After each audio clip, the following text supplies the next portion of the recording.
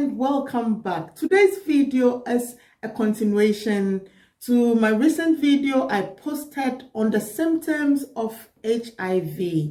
In that video, I mentioned the fact that you've got to get tested if you're experiencing any of those symptoms, because the earlier you get diagnosed, the better the outcome, because then treatment can be started on time and this prevents you from becoming seriously ill. HIV testing can be carried out in various locations, and I believe that wherever you live, there will be places where you can get tested for HIV. If you live in the UK, places you can get tested include some GP surgeries. You can get tested in drug dependency services. Some charities do run HIV testing services, and an example is the Torrance Higgins Trust. You can also get tested from an antenatal clinic if you're pregnant, and also from some contraception and young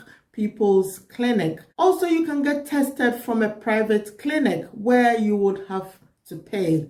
There are different ways that this test can be done, and today I'm going to share with you 4 main ways that HIV can be tested. The first one is a blood test, where a sample of blood is taken at the clinic, sent to the laboratory, and results are usually available on the same day or within a few days. The second one is called the point of care test, where a sample of saliva or a small spot of blood is taken from your finger in a clinic. This sample is not taken to a laboratory. The test is carried within the clinic and you get the results within a few minutes. The third one is one that you carry out within your home, and you make use of a home sampling kit.